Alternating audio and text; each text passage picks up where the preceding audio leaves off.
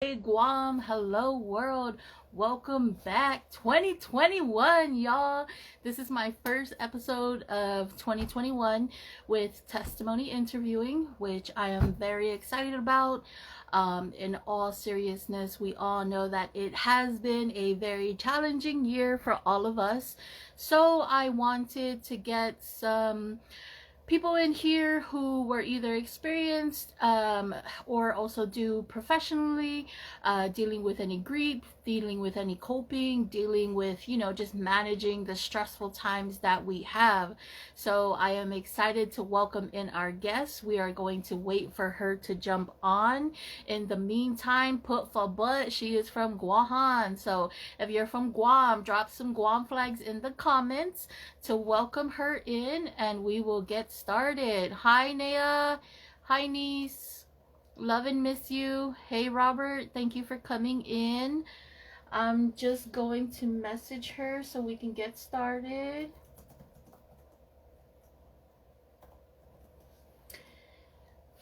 And like I said, in the meantime, drop those Guam flags, y'all. I'm so excited to be back. It feels so great. I had such a great time off in December.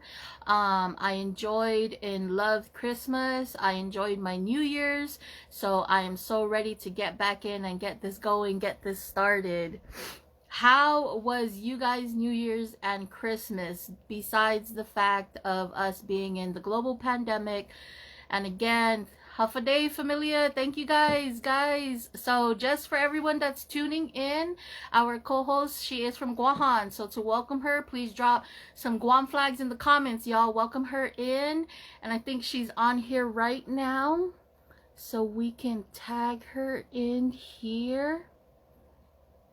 Half a day, everybody. Welcome. Drop some Guam flags, y'all. If you're from Guam, drop some Guam flags. If you're not from Guam, drop them Guam flags, y'all.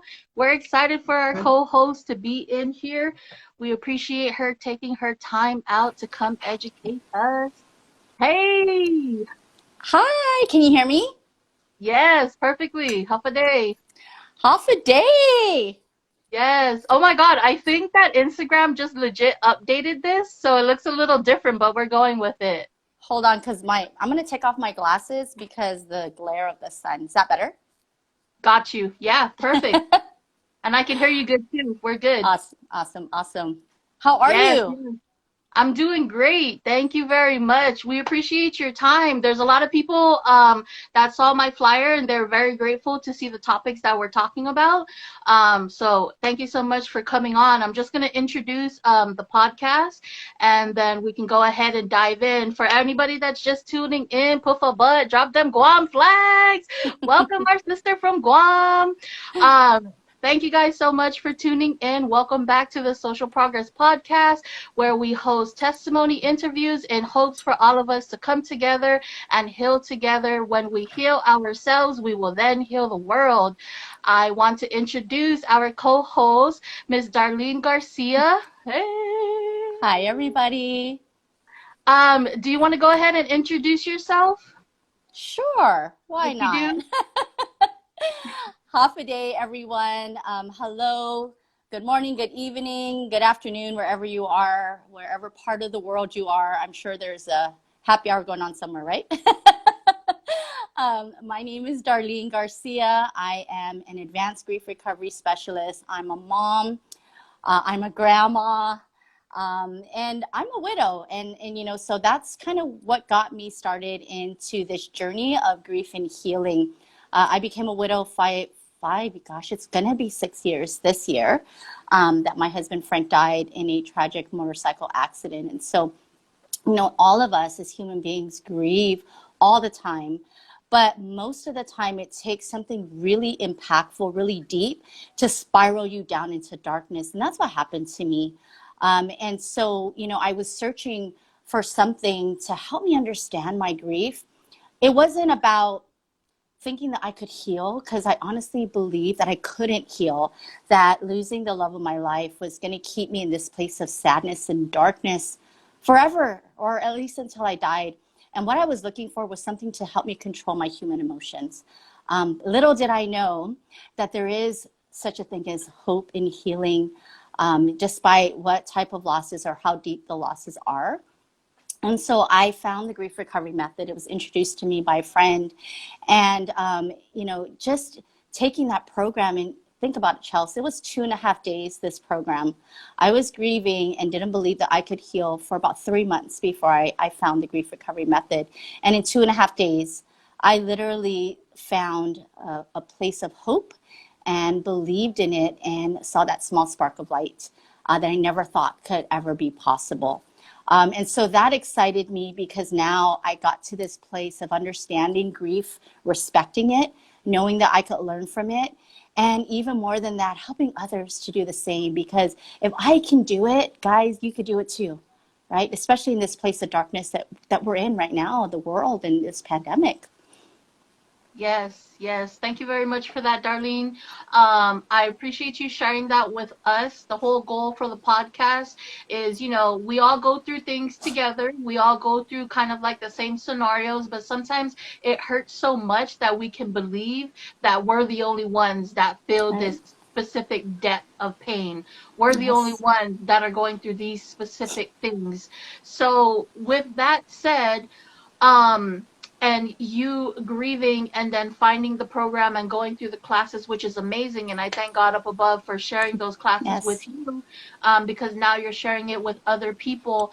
How did you feel you were able to put your own personal feelings aside and your own grief to be available and 100% present for the people that you are working with who are going through the same thing that you're going through? Because that takes strength.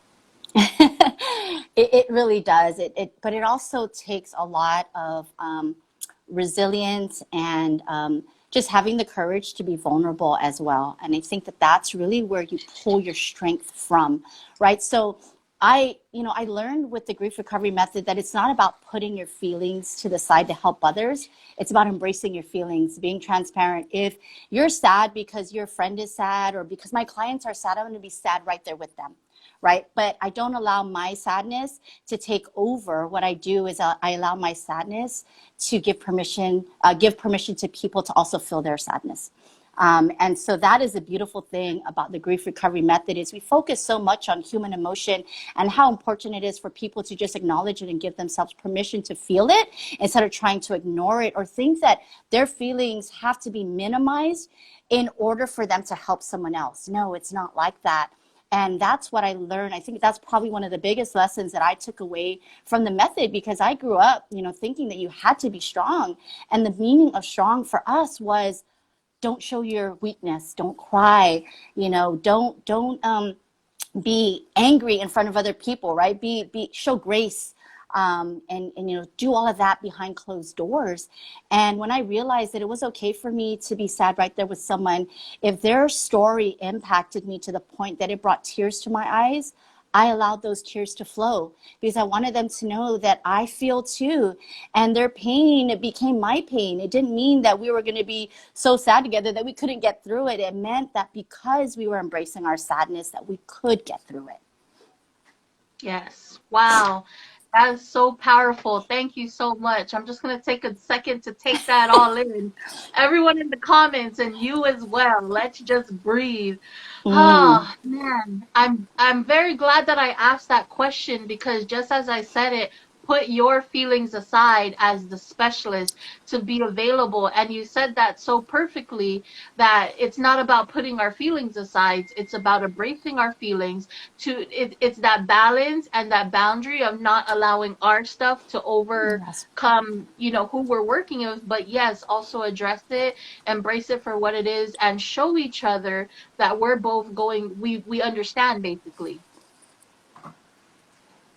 I Right. appreciate it. Exactly. Yes. For anyone in the comments, anyone just tuning in, we do have the question box there. So put for butt, please utilize this moment to ask any questions you guys would like to ask. If Miss Darlene is open and able to, she will ask those questions towards the ending of the interview. And Dar, I just want to say thank you so much. I know this is such like a strong emotional conversation, but I just want to say thank you to you and to everybody for showing up, because we are being a part of, breaking the stigma, ending the silence, taking down those myths or those, false stories about our emotions and supporting each other through this thing. Right, exactly. Thank you very much. Along the way, guys, we're just gonna be reading comments. Everyone's giving you prayer hands, Dar. Everyone's showing the Thank Guahan you. flag. Love it, love it. Um, Yes, everyone's Donna Lee, she appreciates the topic. So yeah, I know there's some of you guys who were really excited when you saw the topic of grief. So like I said, if you guys want, go ahead and put your question in the comment box. I could keep it confidential just so we can keep an open conversation. But going forward, we'll just ask a little bit of questions and get Miss Dar's feedback on the professional side of grief here. So the first question here is there's incorrect and correct tools in dealing with the loss and pain and grief as we know it. There's myth and misinformation in regards to the topic. What can you offer to our listeners that could be helpful when they're experiencing a loss of any kind? Yeah, so, thank you for asking that question because there's definitely a lot of misinformation around grief. And I didn't know that until I took the grief recovery method. And I shared one of them with you, which was to be strong, right? There's a different definition of being strong in the grief recovery method, and that is to share your vulnerability. And so that's one of the myths or misinformation that we teach in our method. The other one is grieving alone. I thought that I needed to hide how I felt around my family, especially my kids and my grandkids, because I was taught that I needed to be strong for them. So it was hard for me to do that. So it was easier for me to just do it alone. And I literally, for those first 3 months, I won't lie, Chelsea, I stayed in my room a majority of that time, did not come out, and there was a moment where my mom had to come over and encourage me to get up and take a shower and get something to eat, wash my face, brush my teeth. I mean, that's how much I was just like, I'm done participating in life. I don't want to do it. I don't want people to see this, especially my kids and my grandkids, because they're grieving them, their dad and their papa too, right? And I didn't know how to teach them or lead them into this journey of grief. It wasn't even healing, it was grief, right? And so grieving alone, that's something that we learn from an early age, right? Go to your room. I don't want to hear you crying, or, don't come out until you get rid of that attitude. And so we're taught that feeling those hard human emotions is wrong. Don't do it in front of people. And so grieving alone became one of the things that I did early on in my journey. And isolation is it's so prevalent for grievers. That is one of the most common things that we do as grievers. We just don't want to hear people judge us. We don't want them to tell us how we should feel. And we don't want to show that we're weak and that we're still here in this place of grief. It's people expect you to heal so quickly. It's uncomfortable for them to see you in this place. So they want you to just be better, right? And they don't realize that everybody's grief journey is unique. So grieving alone, being strong, those are two of the misinformations of grief. The other one is time heals all wounds. How many of you have heard that, right? Drop it in the chat if you've heard that or if you believe it, right? I know I believed it. I did until I lost my husband. And then I realized that every single day that went on felt worse, not better. Right? So to believe that time heals all wounds is definitely misinformation or myth of grief. It's what you do within that time, the actions that you take to heal your heart, right? And my sister said it best yesterday. We were talking about something, and she said, you need to be a participant in your healing. And that is so true. You do. You can't just sit there. Don't go away, guys. Grieving is normal and natural. We are going to be grievers for as long as we're breathing. We're going to grieve big things, little things in our life, right? So we need to be a participant in our healing process. The other one is don't feel bad. At my husband's funeral, you know how many of them, my uncles told me that? And, bless their hearts, they didn't mean any ill harm to me, but they said, "Hi, baby girl, it's okay. He's in a better place. He's with God now. Don't feel bad." Right? And that used to anger me when people would say that, because I'm like, does anyone see me? Like, I'm right here. Yes, I get it. He is in a better place. He is no longer suffering. But guess who is? Me. I'm suffering. Does that not even matter? And so that used to be a huge insult to my journey as a widow. So, yes, you can absolutely feel bad, guys. It's okay to feel bad when life sucks. It sucks. Sit in your suck, embrace that suck. That's what I always tell people. The other one is keep busy. How many of you think that keeping busy will make your feelings go away, right? I will tell you, intellectually, it does for those moments that you're busy. But guess what? Your grief is sitting on the couch waiting for you when you get home. Or it's sitting in your bedroom when everybody leaves and you're the only one there. That grief doesn't go anywhere. So all keeping busy does is prolong the healing process. Definitely. Yeah, that's what it does, right? So, is it okay to be busy for a moment because the grief is overwhelming and you just need a break from it? Absolutely. It's okay to do that. But don't do it consistently and think that your grief is going to go somewhere, because it doesn't. You got to heal. You got to take the actions to heal your heart, right? And so those are some of the myths of grief that we have. Oh, the last one, I'm sorry. Replace the loss. This one, I always have to tell this story. I think it's cute when I think about it because it's my grandma, but I will tell you that if it was anybody else, I probably would have kicked them in the throat. Sorry, excuse my my language here, but my I love it. grandma, 3 days after my husband died, she hugs me and she says, "Baby, you're young and you're beautiful. It's okay to go out there and have a boyfriend." Seriously, like, I was not thinking about a boyfriend in those moments, right? Like, all I wanted was my husband. I get it. My grandma was a widow too, and I know she was trying to give me the best advice that she could. I wasn't ready to move forward in another relationship. So you cannot replace a loss even when you do move into another relationship. It wasn't about replacing Frank, right? Frank could never be replaced. He's a father of my kids. He's a grandfather of my grandkids. You know, his his role in my life continues to play an active role in my life today. So you can't replace that loss. Can you move on into another relationship? Absolutely. I'm in a relationship now, but that didn't replace Frank, you know? So there's room in our hearts to love again. There really is. And once you embrace that, your heart will open up. And, quite honestly, I believe, widows, we have a gift when we become widows. And if you're a widow on here, you may not believe this, but guess what? We've suffered pain and we've suffered loss in such a deep manner that when you start to heal, you embrace life, you embrace love, and you respect it so much more. So the person that comes into your life after, they better appreciate you. Let me tell you that right now. So you can never replace the loss, whether it's a husband, a parent, a child, a pet even. You can't even replace that. That pet for a lot of people is a family member and means something to them. So even if you got another pet later on, you're always going to remember that pet. That pet will always have a place in your heart. So remember that. We can't replace the loss. Okay, so those are the misinformations of grief. I hope that helped you guys in a little way. We go into so much more depth when we teach the program and how to change from believing those things into a new way, giving you new tools and new actions to have a different belief system. And so, that's just a snippet into what we do in the grief recovery program. Yes, yes. Thank you so much for that, Dar.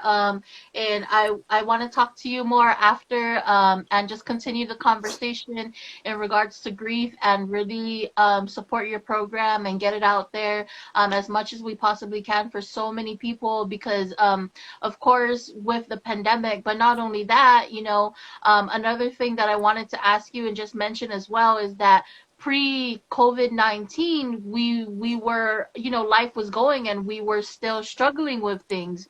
We were still going with things, pre the pandemic, and then the pandemic comes on and is just an additional add-on to that. So before we get into the rest of the questions here, can you give us an example? Because I know speaking on the same topic with myths, I know that when people hear the word grief, they might think, when my husband dies, when my parent dies. Can you give a few examples of what are other events in your life that can be considered with grieving? Absolutely. That is a great question because we do grieve so much more than just death. In fact, we teach in the method that there are over 40 life events that can bring on feelings of grief. Getting married, believe it or not, brings on feelings of grief. We always say, wedding blues, or, why are my palms sweating? Why are the bride and groom pacing up and down? Why are they getting the jitters and almost changing their mind? It isn't because they're nervous. It's because they're grieving. Because life now, as a single person, being independent, not having to, not necessarily answer, but be, participating in a partnership with someone else is going to be completely different for them. Moving into a different home or maybe a different place, moving is another way that we grieve. Even though we get excited about moving to a new place, we're sad to leave the old one. We're sad to leave behind relationships, or maybe you have a connection to the house that you're living in. That's all grief, right? And I say this a lot to like people that are in the military. Don't disregard the grief that you feel when you're moving. After you're at one place for a couple of years, and you got to move on. Grieve it, right? Acknowledge that you're going to miss this place. You're going to miss, everything about it, the memories and all of that stuff. I know that I grieved when I retired from the airlines. I was there for 24 years. I built so many relationships. I literally grew up with these people. We had our kids and our grandkids around the same time. And so we shared each other's family together. And, it was a big part of my life. And, I retired because I wanted to do grief recovery full time.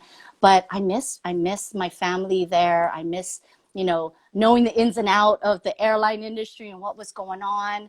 I miss, just the adrenaline rush, going through and running the operation and all of these things, right? So grief is the conflicting feelings caused by the end of or change in a familiar pattern of behavior. Let me say that again, because I know that's a long definition.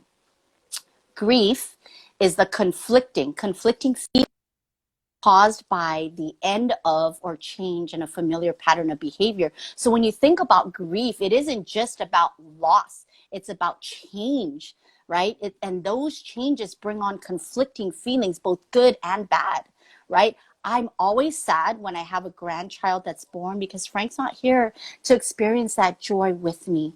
But I'm also grateful and happy that I have a new family member. So I'm happy and I'm sad all at the same time.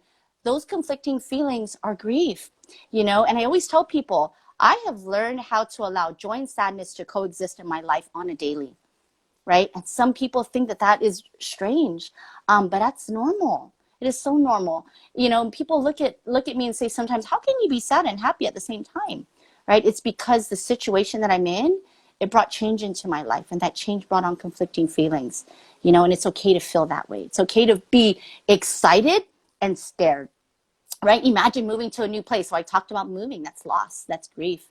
You're excited to move, but you're also scared. Like, what, am I going to make new friends? Am I going to adapt to the new weather? All of those things, people might think that's grief. It is absolutely grief.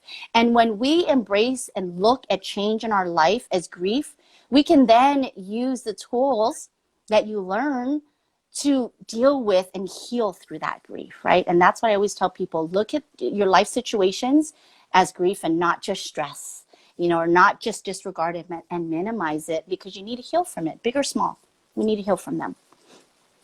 Wow, Dar. Oh my God. I'm so glad I asked that question. Thank you so much. And Yeah, again, and the there's reason so why, much more, right? There's so yeah, much more, so. the reason why I asked that question is just because I know that, there's so many things that can happen in our life. And like I said, like you were mentioning in the question as well, in your response, there's so many myths, or there's so many stories to, what it is, what to do, what not to do. But for everybody actively listening, just so we can embrace what Miss Darlene said, put down in the comments 400 plus different types of grief, 40, right? sorry, 40. 40. Yeah, over 40, Okay, yeah. 400. 40 life events. And that is just, honestly, it's just a number.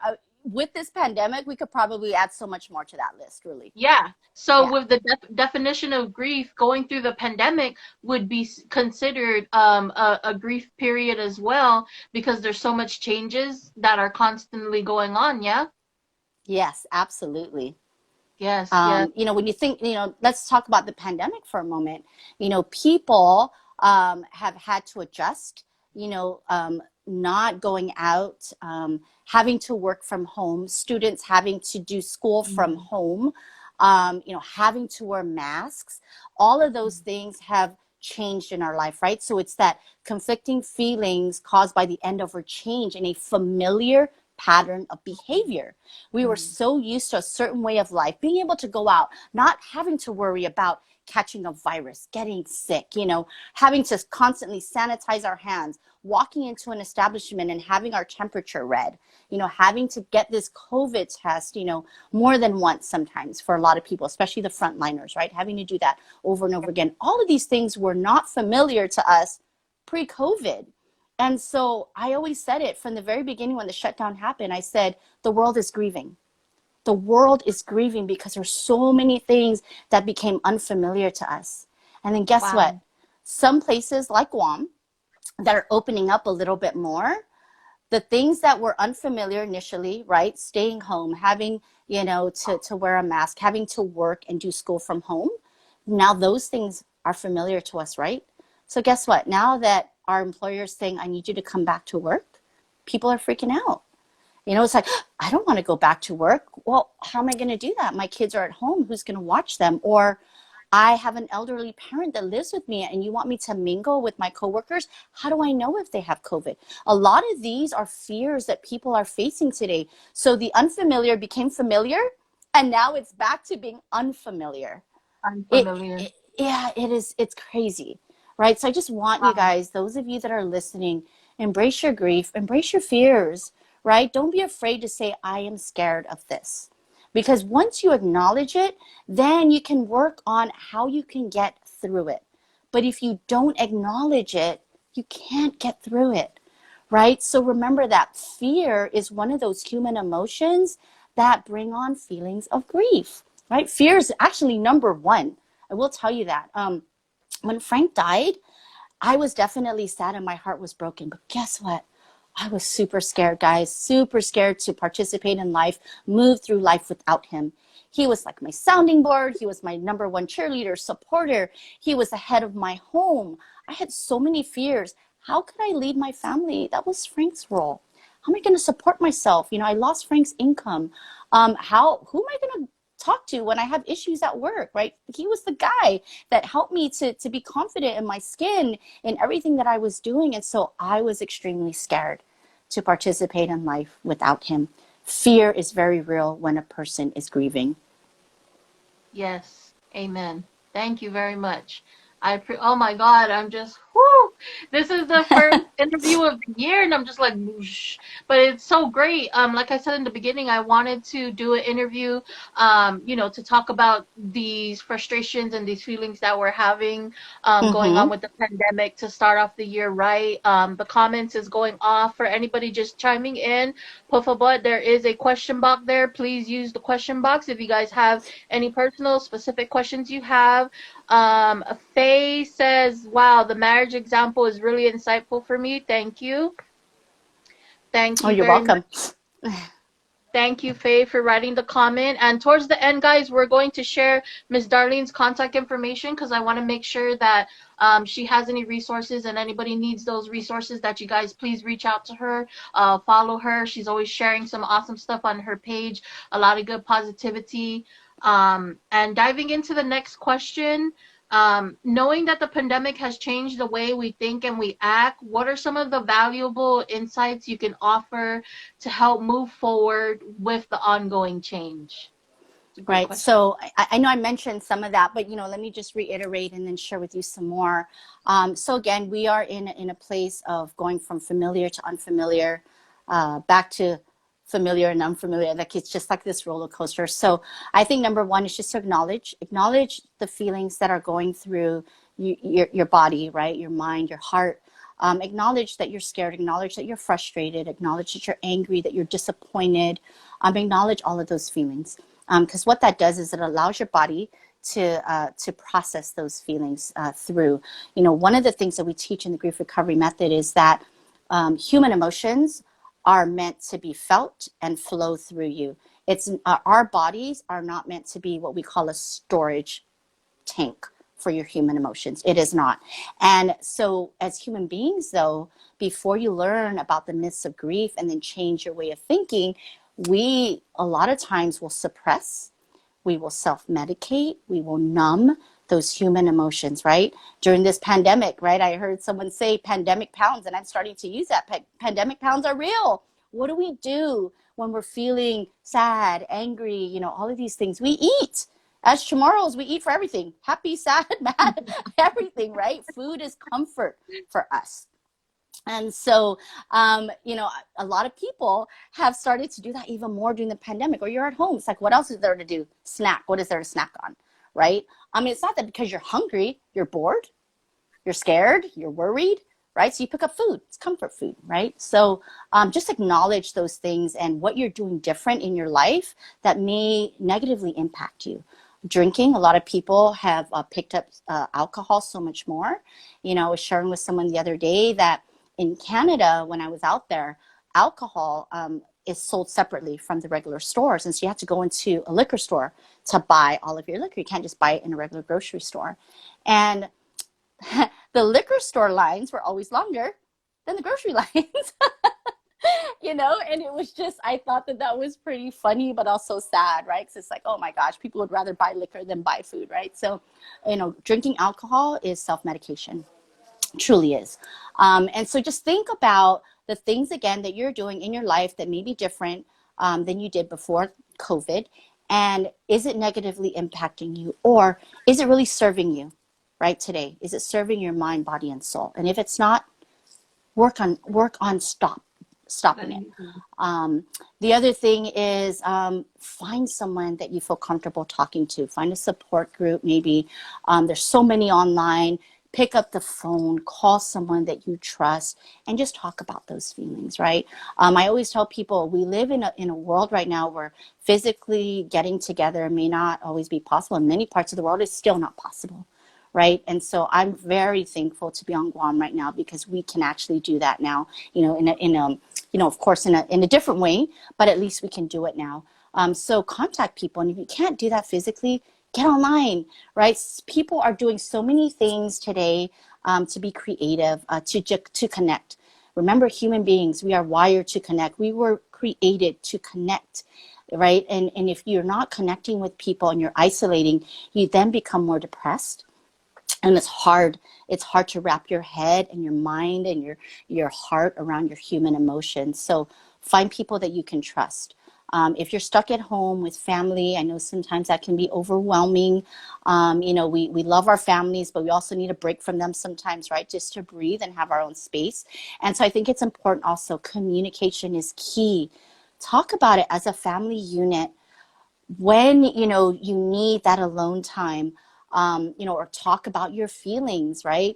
Be creative. This is a good time now to, you know, to really connect with your family. I remember when I was younger and we used to have typhoons, right? And back then, you know, the power would go off like throughout the whole typhoon because we didn't have the infrastructure to keep it on. So a lot of times GPA would turn it off just for safety reasons. And so, you know, you're there by candlelight and you can't have TV. So what do? We played board games. We connected as a family. You know, today, everyone's so quick to pick up their phone, even at the dinner table. Maybe try putting that away and have a decent conversation with each other, right? Talking to people seems awkward in our world today, but try it, guys. It really does work. You know, so maybe try that, you know, but be creative. I love to say that during this time of this pandemic, this is the time when people should be tapping into their creativity, tapping into the hobbies that you used to do and maybe you weren't able to because life was so busy. Well, now you're stuck at home. What are you busy about? You know, break out that guitar that you used to play. Break out those board games, the deck of cards, read a book. You know, do the things that you used to love that you never could do because the pre-COVID, everybody was just too busy to do anything that they loved, right? So tap into that creativity and those hobbies. So those are just some of the tips that I have for, surviving these changing times that we're in. Yes. Thank you very much. That was a bunch of good information, and I know that there's so many more. And speaking of just online stuff, social media, everything going on right now, the next question here is, even though that all of us are, thriving in the virtual pat lines, social media, video chatting, just virtual connections, there's still many people out there struggling with this new form of connection, and they're isolated. So what are some tips that you can offer any of those guys out there who may be impacted? Yeah, so social media can be good and it can be very bad, right? So think about why you're online. If you're online because you're trying to get away from the reality of your own life, probably not healthy. If you're online because you are offering hope, light, inspiration to others, or you're looking for hope, light, and inspiration from others, then it might not be so bad, right? But don't use social media as a way to forget your own reality. Use it for the positive. Use it to connect with people. Use it to make new friends around the globe. Use it, if you've got a skill or a business or something that you can share with others, use it for that, but don't use it to escape your reality, because there's no escaping it, guys. It's there, Also, the other thing that I like to tell people, because it makes me very sad when I see it on social media, is when you're commenting on other people's posts, I encourage you to make it be light and positive, and supporting and inspiring and not negative. My mom and dad always taught me, if you don't have anything nice to say, don't say it.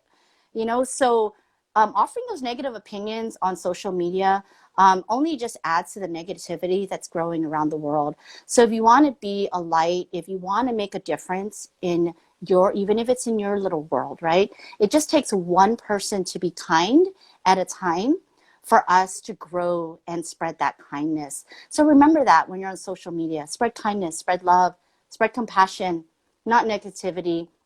Don't share your awful negative opinions, even if you have one, you know what I mean? Or side message someone if you feel that whatever their content is about, maybe you disagree with. But again, who cares, right? That's your opinion. If it's something that really strikes a nerve with you, then get off of it, right? Why are you following them? It's easy to unfollow people. Really, it truly is. It's not that hard. Yep, Yeah, so that's definitely. that's my advice for being online and social media, and what are some of the things that can add positively during this pandemic and not negatively. Yes, yeah. And I like how you said that. You said that very perfectly because, even again, talking pre-pandemic, there was so many hate comments and just so much, Mm, negativity online. And so with this pandemic, it's not only California going through it, it's not only Guam. We're all yeah, going through this together. mm, So why not absolutely. work as a team? We all know that social media has hate. We all Yeah, know that social media can have a negative impact. Why not all do our little tiny part each time that we're on the platforms to right. make it a better space? Yeah. So I appreciate you saying that. Thank you so much for answering all the questions. Thank you for the questions. You're welcome. um, do you have anything else to cover before we get into anybody's comments? And again, for anybody jumping in, now would be the time to get into that question box and ask your questions. But do you have anything else to say? Well, I want to share that, I'm here on Guam and I have a team of grief recovery specialists that are here too. Like, we work together to share our light and our hope with the community. You can follow us on both Instagram and Facebook. On Instagram, it's called, I think it's Grief Recovery Guam and CNMI. I'll share that with you, Chelsea, and then maybe you can post it. And then on Definitely. Facebook, we're called Giving Grief a Voice. And if you need to get a hold of me or you'd like to know a little bit more about our program, you can contact me at 686 4673 or 686 HOPE. That's easier to remember. Or you can contact us on any of our social media pages, both on Insta and FB. So we'd love to hear from you guys. Remember, you're not alone. right? You're not alone. We have a team of experts around grief. And you know what makes us, there's so many different, I want to just say this, there's so many different options for people to choose from to get help. And I want to encourage you to get help no matter what that is. But what makes the grief recovery team so special, in my eyes, is that we first lived those grief experiences. So we are not just teaching a method. We first lived through the grief, and we took the method ourselves to make sure that we knew that this was going to help us first. So our testimonials around grief and healing come before the training. I just want you to know that's our lived experiences. We are first grievers before we're specialists. And I think that that's what makes us special, because we get it. We know what it means to grieve, and we know what it means to heal. Okay? Yes. Thank you so much for that, Dar. Just to verify, everyone, if you guys want a screenshot, I got the number down there, 671-685-HOPE. Sorry, I didn't spell it out. I didn't know what the numbers were on there. And I will also get all the contact information for your team on Guam, so that way we can share it and everyone can reach out. So after this video, everyone, be checking on an update. I'll put it on my stories. I'll get the information from Dara. I'll put it on my story, so that way you guys can screenshot that and you guys can reach out, because I know there was 2 people specifically so far who were really interested on hearing what you had to say and getting more resources. Right. And I will share all of that with you guys. So going into some of our viewers' questions here, we have, how did you allow yourself to be vulnerable so you can accept your feelings? I had to first do the work on myself. And what I mean by do the work, remember earlier I said you have to be a participant in your healing journey. And so, I didn't know how to do that alone, which is what the grief recovery allowed me or helped me to do. And so I learned through this method that there's more strength in vulnerability than in hiding your feelings. And so being vulnerable for me is like second nature now. But I will tell you that it was not always like that. I was not one to always share my feelings since I was a little girl. And so it takes work, it takes practice, but we can help you with that. We can help you with that. Yes, beautiful. Thank you. And just to update you guys, Dar put her message, the phone number, the contact number. I think I typed it wrong, so I pinned the correct one, just so everyone knows. So re-screenshot that if you guys did screenshot. And then, what strategies do you suggest when someone's past is coming up? Someone's past, is in their history, or someone's passed away? I just want to make sure that I understand the question. What are some strategies do you suggest when I think history, when someone's past is coming up, maybe. Okay. Yeah. So that's what I would probably look at as maybe having some unresolved grief. And so remember in the beginning, I said that grief is normal and natural. We all grieve, and we're going to grieve throughout our lives, big and small. It's the unresolved grief that keeps us stuck. It's the unresolved grief that doesn't, that impacts our ability to heal. It's the unresolved grief that we at the Grief Recovery Institute, or all of us as specialists here on Guam, help you to heal from. So when I say unresolved grief, if you're trying to figure out, gosh, do I have unresolved grief, or did I heal, but yet I'm still sad? Because I still get sad. Sometimes I can tell the story about my husband and I still cry. Other times I don't, right? I don't control that, or I don't say, I'm going to cry today. Sometimes the tears just come. Does that mean that I'm stuck in my grief? No, it absolutely doesn't. It just means that I'm feeling my human emotions in that moment, right? But if your past keeps coming up, and let's say, let's use a relationship for an example. A lot of times we don't heal from past relationships because we think that once we've gotten into a new relationship, or that we're better and we're not angry or sad anymore, that we've healed from it. But I'm gonna sit here and I'm gonna make a very bold statement. You have not healed from that past relationship if you didn't do anything to get through that healing process. Going into another relationship does not allow you to heal.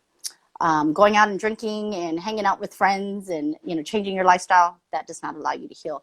What allows you to heal is to acknowledge those feelings and then to understand what caused that pain in the first place, and then take the action steps to heal from that pain. We teach those action steps in the grief recovery method. So it's not just acknowledging, that's the first step, but you need to understand what those feelings are, what that pain, what triggers that pain, and then how you can heal from it. You know, I'll use myself as an example. After my husband died, and I took this method, and I thought that I was good, so I started to teach the method. Well, guess what? Things came up in my life, years later, that I didn't realize that I actually didn't heal from that particular event. So did I heal from losing my husband? I did. But I didn't heal from the relationship that him and I had for 24 years before he died. There were no relationship is perfect. So there were many moments in our relationship that I actually didn't heal from because I didn't know the grief recovery method then, right? So you just kind of, sometimes in relationships, it's like, oh yeah, if we don't talk about it, it's going to go away. And then sometimes you just don't talk to each other for days. And then later on, you're good, right? You still love each other, but you never really healed from whatever that event was that caused pain or anger in your relationship. And so those things will come up and they'll trigger. If you move into another relationship, I always tell people your past relationships will bleed into your new relationships if you don't heal from them. And that's why, sometimes people will say, man, how come I can't find anybody that I can stay long with, right? How come I can't be in a long relationship?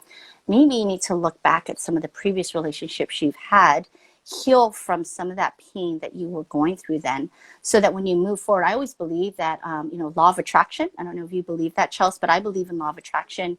And, when I was healing, through this journey of losing Frank and then helping others heal, I had some issues with myself, my self-confidence, my self-love, my self-worth. And so, a lot of that was because Frank, I relied on him for all of that. I relied on him to feel loved, to feel worthy, to feel beautiful. And when he died, I wasn't so sure about those things. I lacked the confidence in those areas. And so I had to learn how to love myself first and foremost. And it wasn't until I got to that place that law of attraction, brought my chapter 2 into my life, right? And it wasn't about needing someone to make me feel worthy and loved. It was because I loved myself enough that I could actually give love and I could receive love without having to rely on someone else to fill that love bank for me. And I believe that is so true in every type of relationship. So, we all have relationships that we need to heal from, guys. And I want to encourage you to remember that when, the past comes up. Something triggered that, and maybe it's because you've got pain that you still haven't dealt with and healed from. Right. Yes, amen. Oh my gosh, thank you so much, Dar.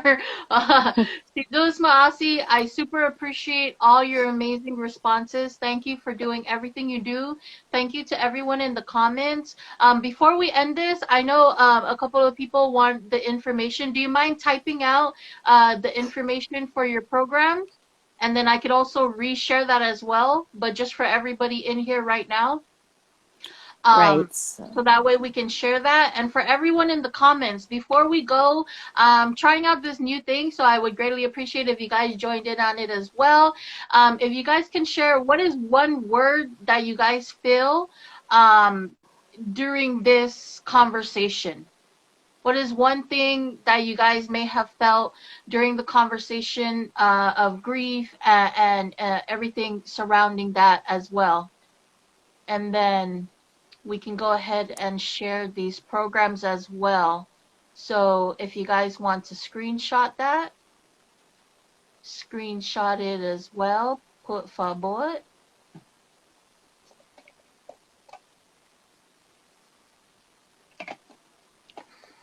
The Grief Recovery Method programs, amazing. Yep. So I'm actually putting down the different types that we have. Great. So that people, they know that they actually have choices. Just so you guys know, the program itself, so the Grief Recovery Method is the main method that we use in all of our programs. We just teach it in different formats. And then we also have one that I'll go ahead and type in here, but we also have one to help adults help children grieve, and it's one of the programs that I'm very excited about, You get because in on as that. as an adult, I wish I knew the myths or the misinformation of grief early on as a child, because then when my husband died, I may not have had to go through so much darkness before I found healing. And so I think it's important, especially in the world that we live in today with this pandemic and kids going through their own feelings of not being in school, being in school, worrying that they could die early, not being sad because they're not able to go out and play with their friends or hang out with their friends or whatever. Kids are grieving too, heavily, so much more than they ever have. And so that helping children with loss is such a dynamic program and really can help us jumpstart our kids at an early age to understand grief at a whole nother level, a way that we never did as kids. And so that they can build that resilience, that armor, to get them through this world that we live in, because we have no idea when this pandemic is going to end, right? So Right. just to Yes. kind of give you that. So we also Right. have yeah. So I'm still typing in the programs, Chelsea, if you want to go ahead and continue Got you. speaking. Yes, ma'am. Yeah, so thank you very much for that. I super appreciate it. I'm super grateful that there's so many resources and choices for everybody to have, because I know everyone is going through different things in different ways. So that's good to have all those different options. Puffa guys, please, everybody that is in here, utilize the resource. The number one thing that I aim to do on my platform is not only to hold conversations for us to work together, but it's also to share the resources from these programs and these organizations that are out here. Because the number one thing I hear all the time when I'm doing the testimony interviews is there's not enough resources. There's Right. nobody here to deal with this specific thing. But guys, we got to look for it. We got to find it because it's there. So right off the bat, what you can do is you can go online and you can research any resources. I don't know, Dar, do you know any specific professionally? Like for example, on Guam, I is there like a hub where you can go, kind of like an information center where it can lead you to other resources? Yes. So yeah, it's the Guam Behavioral Health and Wellness Center, which used to be mental health, right? That's their new name, but they provide a wealth of resources to include the grief recovery methods. So we partner with them all the time, and our information is on their resource page as well. So if you forget about what we put on here with the grief recovery method, or the Guam team that's here, you forget our information, don't ever hesitate to go to Behavioral Health and Wellness, because they have an influx of resources around the island, both for adults, children, and teenagers, that are out there. And I feel like it's important for people to know where to go, right, to find these resources for sure. Thank you. Thank you very much. I appreciate it.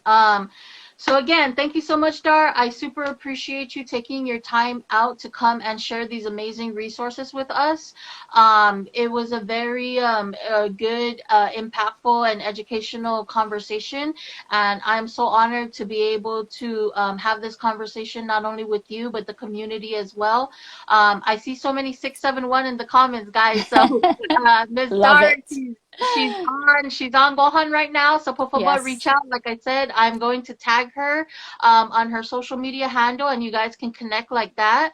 And before we close it out, Dar, I wanted to ask you. I know that the grief recovery specialist has become something that has been, a part of your identity. But the number one thing I really try to do as well is to show everybody that regardless of our job, our career, our professional outlook, we're all human beings, right? Just like Right. you said in the beginning as well. Yeah. Can you give us one last comment, one last thing, anything that you would like to say as just you, Darlene Garcia, to everybody? Yes, so I mentioned it before, but I'm very proud of it, and actually it tickles me when some people are so surprised. But I am a grandma of 9, and I'm going to tell you guys that I love being a grandma. My grandkids are my reason for everything that I do. When Frank died, and I thought that I couldn't move forward, uh, he was the voice in my head and in my heart that said, "You have to move forward for my grandkids. you have to make sure that they don't ever forget me, or that they know about me, the ones that are coming. And so that message right there that I got from him was enough for me to take a step out of my bedroom and to do something and to take action in my life. So everything that I do in my life is for my grandbabies. Let me tell you, they are my light, my heart, everything. So I love being a grandma. If you guys are not grandparents yet, trust me, when you are going to absolutely love it. Not that I don't love my kids, because I do, but it's a whole nother level of love when you've got grandchildren. So that's they are my reason for everything. My cousin said when she's a grandma, she wants to look like you with the heart eyes.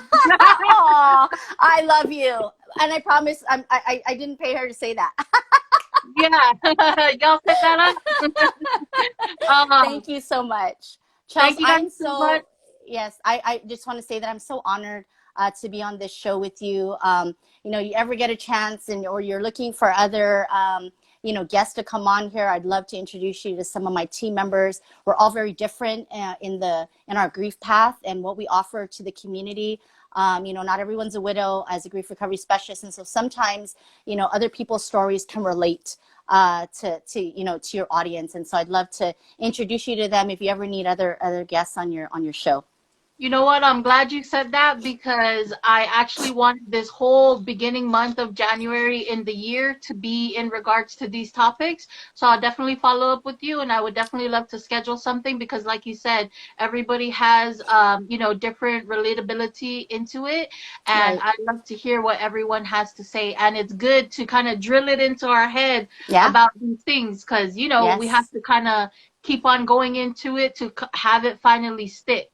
Yeah, absolutely. I absolutely agree. Yep, let's connect. Thank you, everybody, for tuning in. I'm so honored, so happy to be on Guam again. Chelsea, I know you're jealous, girl, but I'll soak up the sun for you.